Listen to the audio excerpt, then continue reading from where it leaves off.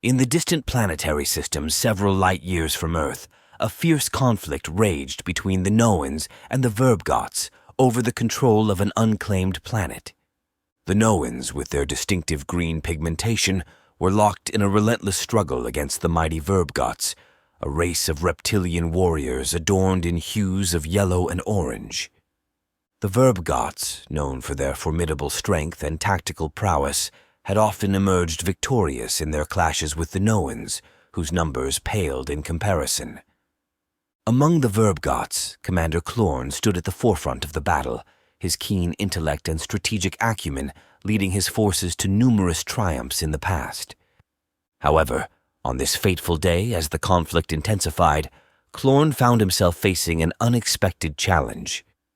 Despite deploying their usual tactics and formations, the Verbgot forces were being pushed back by the relentless assault of the Noans and their hired morale mercenaries. Perplexed by the turn of events, Clorn summoned his trusted lieutenant Gripalm to provide a detailed account of the situation on the battlefield. Standing tall in the midst of their war camp, Clorn's gaze bore the weight of command as he demanded answers from Gripalm, refusing to accept the notion of defeat at the hands of their long-standing rivals.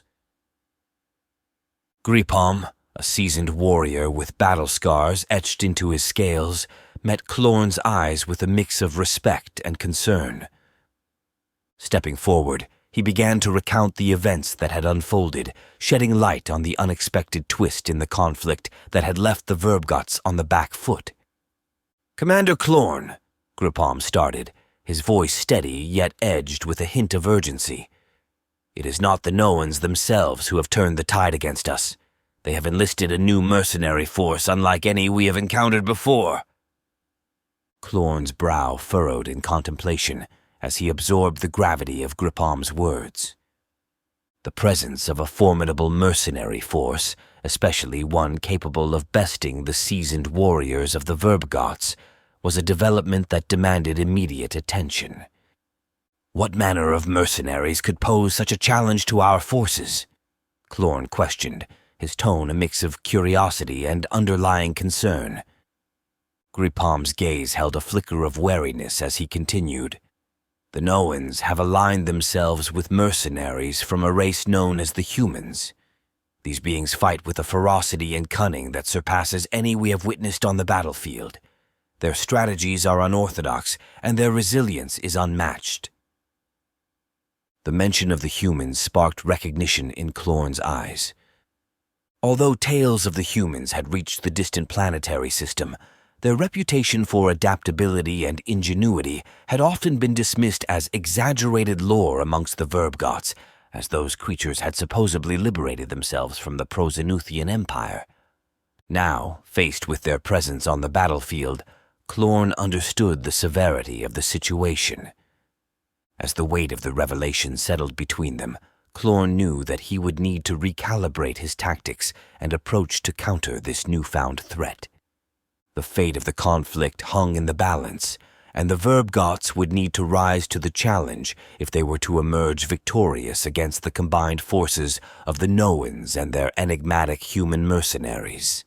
With determination etched into his features, Clorn turned his attention back to the expanse of the battlefield beyond, a plan already beginning to form in his mind as he prepared to lead his forces into a new chapter of the interstellar conflict unfolding on the unclaimed planet. Amidst the vast expanse of the war-torn planet, Commander Clorn found himself plunged into a relentless struggle against the cunning and ferocity of the human mercenaries. As the days stretched on, the battlefield transformed into a nightmarish landscape of ambushes, sabotage, and unrelenting guerrilla warfare orchestrated by the elusive human forces.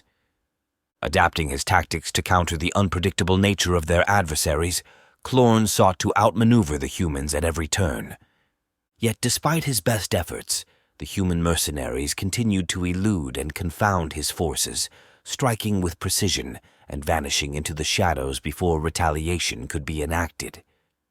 The hit-and-run tactics employed by the humans proved to be an impressive challenge for the Verbgot warriors, who found themselves constantly on edge, anticipating the next ambush or sabotage attempt.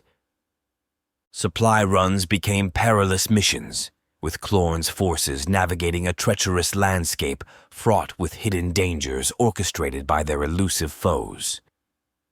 Realizing the depth of the human mercenaries' strategy, Clorn understood that the conflict was not merely a test of military might, but a war of attrition and resource depletion. The humans wielded their weapons with calculated efficiency, conserving firepower and focusing on maximizing the impact of each strike, a stark contrast to the Verbgoth's more traditional approach to warfare. In the midst of this grueling conflict, Field Commander Trodlem approached Clorn, his scaled form bearing the marks of battle as he relayed a first-hand account of the human mercenaries' tactics in melee combat. Trodlem described how the humans utilized a combination of cover, concealment, and precise strikes to outmaneuver and outmatch their opponents in close-quarters engagements. But what truly unsettled the Verbgoth warriors was the raw strength and brutality displayed by the human mercenaries in combat. Trodlem recounted a harrowing encounter where a squad of Verbgoths faced off against the human forces in a brutal clash, only to witness the terrifying prowess of their adversaries. The humans wielded blades with a deadly grace, driving them deep into their foes and severing limbs with chilling efficiency, leaving a trail of devastation in their wake. As the days wore on, the Verbgoths found themselves pushed to the brink as the relentless onslaught of the human mercenaries drove them back across multiple sectors of the battlefield. In a mere 4 days of relentless combat, the Verbgoths had suffered significant losses, with 3 sectors falling under the control of the Noans thanks to their human mercenaries. Commander Clorn stood at the precipice of a daunting challenge, his mind racing with strategies and countermeasures to turn the tide of the conflict.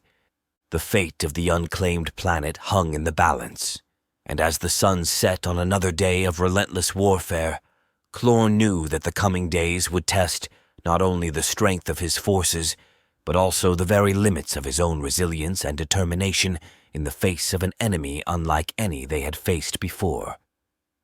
After 2 weeks of battle, the Verbgoths had lost a total of 8 sectors to the Noans, which was over 60% of their controlled territory. Clorn was out of luck as his resupplies and reinforcements were over a month away before they could arrive. At this rate, there would be no choice but to fortify his last 3 strongest sectors and trade the other sectors for time. At that moment, Clorn was contacted by Creek, the Noan commander. With a firm voice, Creek said, "I am contacting for your terms of surrender. Your forces have been weakened to the point where you cannot defend your sectors, and we both know help is too far away. We will show leniency and allow each Verbgoth to leave unharmed. This planet will be claimed by the Noan Empire, and trade will commence under our terms for this system. You have 10 kiloseconds to accept our generous terms to avoid any further losses." Commander Clorn weighed his options, and he knew he had little chance to win this confrontation, especially if those human mercenaries continued their savagery. With a heavy heart, Clorn contacted both the Noan commander and his superiors of his intentions to accept the terms of surrender. Weeks later, as the Verbgoths were packing their equipment into their transportation ships as permitted by the treaty signed after their surrender, Commander Clorn met with Commander Creek before he was scheduled to depart. With a genuine confused look, Clorn asked, "Where are the human mercenaries?